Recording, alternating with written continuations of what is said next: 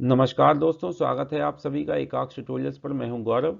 इस वीडियो में हम सामान्य अध्ययन के अति महत्वपूर्ण प्रश्नों को वन लाइनर क्विज के माध्यम से देखेंगे और इस क्विज के माध्यम से आप अपनी तैयारी को परख सकते हैं। बिना ऑप्शंस के आपको प्रश्नों के सही उत्तर याद हैं अथवा नहीं, यह आप जो है इस वन लाइनर क्विज के वीडियो के माध्यम से आप अपनी तैयारी को इस तरह से परख सकते हैं। और यह चौथा पार्ट है, पार्ट 4 है वन लाइनर क्विज की जो सीरीज है हमारी, उसके अंतर्गत। और यह सभी प्रश्न अति महत्वपूर्ण है। आने वाली जो परीक्षाएं हैं जिनमें सिलेबस में सामान्य अध्ययन के प्रश्न आने हैं, तो उन सभी परीक्षाओं के लिए काफ़ी महत्वपूर्ण है। और 22 नवंबर 2020 को जो उत्तर प्रदेश विधान परिषद सचिवालय की परीक्षा होनी है विभिन्न पदों के लिए, उसके लिए भी ये अति महत्वपूर्ण है। तो यदि आपको वीडियो पसंद आए तो वीडियो को शेयर कीजिए और एकाक्ष ट्यूटोरियल्स को सब्सक्राइब कीजिए। और एकाक्ष ट्यूटोरियल्स पर प्लेलिस्ट बना दी गई है। करंट अफेयर्स के आप महत्वपूर्ण प्रश्नों का अभ्यास कर सकते हैं वर्ष 2019 और 2020 के। और सामान्य अध्ययन की प्लेलिस्ट भी बना दी गई है। और जो अभ्यर्थी बैंक की तैयारी कर रहे हैं, IBPS या SBI, उसके लिए डेटा इंटरप्रिटेशन की एक प्लेलिस्ट बनी हुई है जिसमें लगभग 6 वीडियो उसमें प्लेलिस्ट में अभी हैं। और आगे भी मैं और वीडियो उसमें बनाऊंगा। और प्रीवियस ईयर के जो बैंक एग्ज़ाम्स में आए हुए क्वेश्चंस हैं, उसके लिए भी एक प्लेलिस्ट उसमें बनाई हुई है चैनल पर। तो इन सभी का आप लाभ उठा सकते हैं इनको देखकर, और प्रश्नों का अभ्यास कर सकते हैं। तो चलिए वीडियो को शुरू करते हैं। और इस वीडियो में मैं आपको लगभग 5 सेकेंड का समय दूंगा सही उत्तर सोचने के लिए। उसके बाद स्क्रीन पर मैं आपको सही उत्तर प्रश्न का बताऊंगा। चलिए वीडियो को शुरू करते हैं।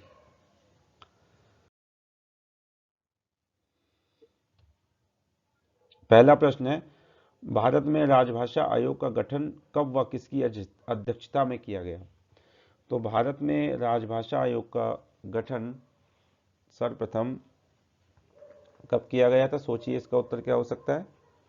इसका सही उत्तर है 1955 ईस्वी में। कब किया गया? 1955 ईस्वी में। और किसकी अध्यक्षता में? BG खेर की अध्यक्षता में। ओके, अब अगला प्रश्न देखते हैं हम। क्वेश्चन नंबर 2 है, भारतीय संविधान के किस अनुच्छेद के अंतर्गत देवनागरी को संघ की लिपि के रूप में स्वीकार किया गया है? तो देवनागरी को संघ की लिपि के रूप में किस अनुच्छेद के अंतर्गत स्वीकार किया गया है? तो इसका सही आंसर क्या हो सकता है? सोचिए आप सभी। इसका सही उत्तर होगा अनुच्छेद 343, 343। ओके, अगला क्वेश्चन, क्वेश्चन नंबर 3, भारत में संविधान संशोधन की प्रक्रिया का प्रावधान किस देश के संविधान पर आधारित है? या इस तरह से भी पूछ सकते हैं, किस देश के संविधान से लिया गया है? संविधान संशोधन की प्रक्रिया का प्रावधान किस देश के संविधान से लिया गया है? तो यह लिया गया है दक्षिण अफ्रीका, साउथ अफ्रीका। ओके, अगला प्रश्न देखते हैं हम। क्वेश्चन नंबर 4, भारत में संघात्मक व्यवस्था किस देश से संबंधित है? अर्थात संघात्मक व्यवस्था का जो प्रावधान है भारतीय संविधान में, वो किस देश से उद्धृत है या किस देश से लिया गया है? तो इसका सही आंसर क्या हो सकता है? इसका सही आंसर है कनाडा। कौन से देश से लिया गया है? कनाडा से। ओके, अगला प्रश्न, क्वेश्चन नंबर 5, भारतीय संविधान के किस भाग के अंतर्गत राज्यों की कार्यपालिका एवं विधायिका संबंधी प्रावधान निहित हैं? राज्यों की कार्यपालिका और विधायिका संबंधी प्रावधान, या इस तरह से भी पूछ सकते हैं इस प्रश्न को कि राज्यों से संबंधित प्रावधान किस भाग में जो है भारतीय संविधान के किस भाग के अंतर्गत निहित हैं? तो क्या होगा इसका सही उत्तर? इसका आंसर है भाग 6, भाग 6 के अंतर्गत। क्वेश्चन नंबर 6, भारतीय संविधान के भाग 16 में, भाग 16 में किस बारे में उपबंध है? सोचिए इसका उत्तर क्या हो सकता है सही। तो इसका सही उत्तर है कुछ वर्गों के लिए विशेष उपबंध। कुछ वर्ग अर्थात समाज के जो कमजोर, उपेक्षित और शोषित वर्ग हैं, उनके लिए विशेष उपबंध भाग 16 में किए गए हैं। ठीक है, इसके अंतर्गत किए गए हैं। अगला प्रश्न देखते हैं। क्वेश्चन नंबर 7, भारत में सिंधु सभ्यता का दूसरा सबसे बड़ा स्थल किस स्थान पर खोजा गया है? या इस तरह से पूछ सकते हैं कि सिंधु सभ्यता का दूसरा सबसे बड़ा स्थल कौन सा है भारत में? सोचिए इसका सही आंसर क्या हो सकता है।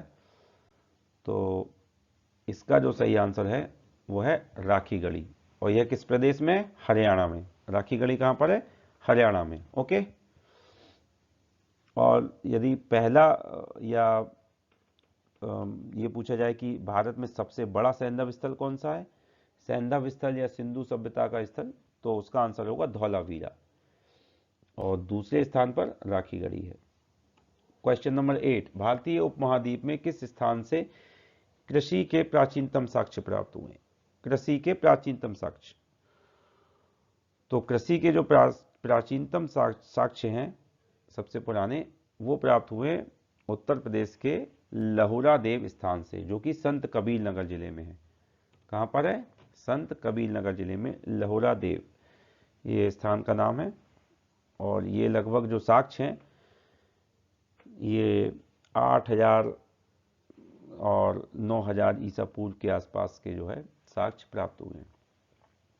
और किस फसल के प्राप्त हुए ये पूछा जाए तो चावल के, चावल की खेती के साक्ष्य प्राप्त हुए। ओके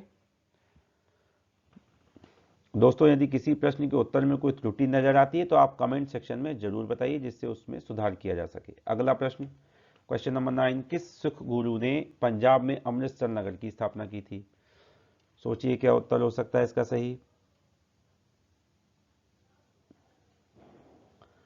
इसका सही उत्तर है गुरु रामदास, इन्होंने अमृतसर नगर की स्थापना की थी। नेक्स्ट क्वेश्चन नंबर 10, सामूगढ़ का युद्ध किनके मध्य एवं कब हुआ? सामूगढ़ का युद्ध, तो सामूगढ़ का युद्ध किसके मध्य हुआ था? औरंगजेब एवं दारा शिकोह के मध्य हुआ था। ओके, और कब हुआ है? 1658 ईस्वी में, 1658 ईस्वी में हुआ था। ओके, अगला प्रश्न, क्वेश्चन नंबर 11, मुगल दरबार में उपस्थित होने वाला प्रथम अंग्रेज यात्री कौन था? या प्रथम अंग्रेज कौन था? यात्री ना होकर यह प्रश्न होगा कि मुगल दरबार में उपस्थित होने वाला प्रथम अंग्रेज कौन था? तो इसका सही आंसर क्या होगा? इसका सही आंसर है विलियम हॉकिंस। और कब ये दरबार में उपस्थित हुआ था मुगल दरबार में? 1608 ईस्वी में, 1608 ईस्वी में। क्वेश्चन नंबर 12 का आंसर बताइए। भगवत गीता का अंग्रेजी में अनुवाद करने वाला प्रथम अंग्रेज कौन था? भगवत गीता का अंग्रेजी में अनुवाद करने वाला प्रथम अंग्रेज कौन था? तो इसका सही आंसर होगा चार्ल्स विल्किंस।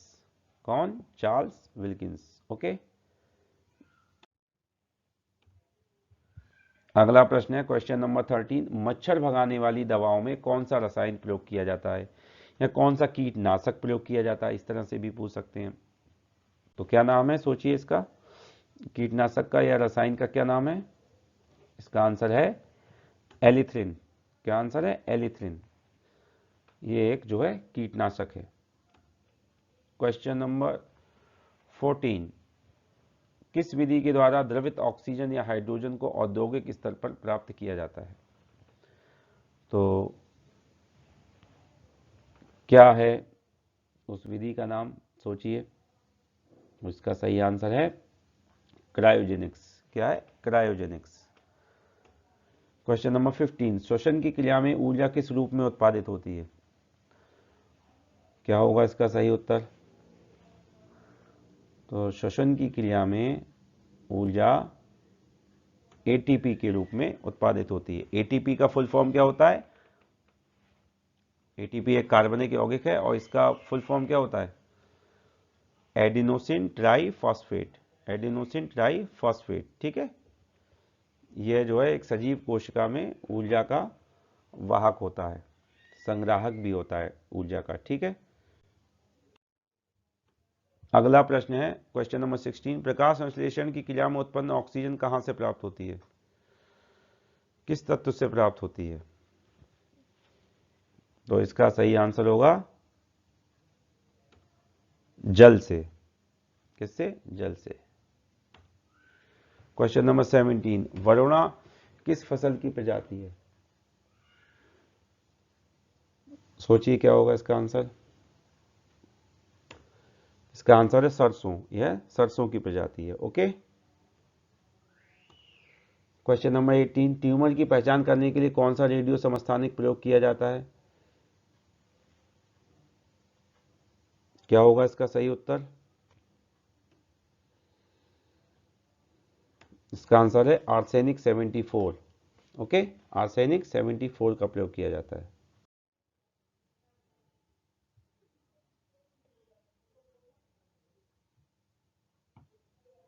अगला प्रश्न है क्वेश्चन नंबर 19, भारत में कृषि मूल्य आयोग का गठन कब किया गया?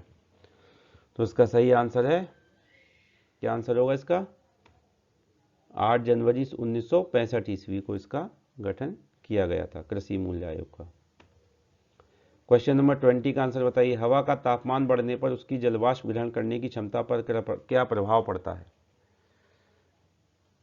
अर्थात बढ़ती है या घटती है? तो ये जो है बढ़ जाती है, जल ग्रहण की क्षमता बढ़ जाती है। ओके। क्वेश्चन नंबर 21, विश्व की सर्वाधिक लंबी पर्वत श्रेणी कौन सी है? क्या होगा इसका सही आंसर? इसका आंसर होगा एंडीज, एंडीज पर्वत श्रेणी। क्वेश्चन नंबर 22, उत्तर प्रदेश में कोयले का भंडार किस क्षेत्र में पाया जाता है? तो उत्तर प्रदेश में कोयले का भंडार किस क्षेत्र में पाया जाता है? मुख्य रूप से सोनभद्र जिले के सिंगरौली क्षेत्र में। सिंगरौली कहां पर है? सोनभद्र जिले में। क्वेश्चन नंबर 23, विश्व का सर्वाधिक जनसंख्या वाला मरुस्थल कौन सा है? तो विश्व का सर्वाधिक जनसंख्या वाला मरुस्थल है, क्या नाम है उसका? थार मरुस्थल, थार मरुस्थल। ठीक है। अगला प्रश्न क्वेश्चन नंबर 24, राज्य लोक सेवा आयोग के सदस्यों की नियुक्ति किसके द्वारा की जाती है? सोचिए क्या इसका जो है सही उत्तर होगा। तो इसका सही उत्तर होगा कि राज्य लोक सेवा आयोग के सदस्यों की नियुक्ति राज्यपाल के द्वारा की जाती है। किसके? राज्यपाल।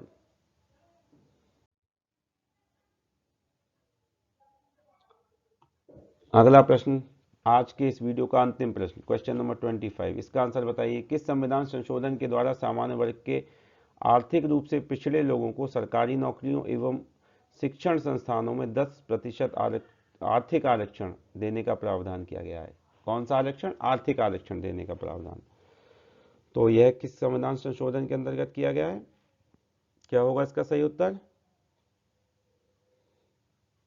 103वां संविधान संशोधन अधिनियम।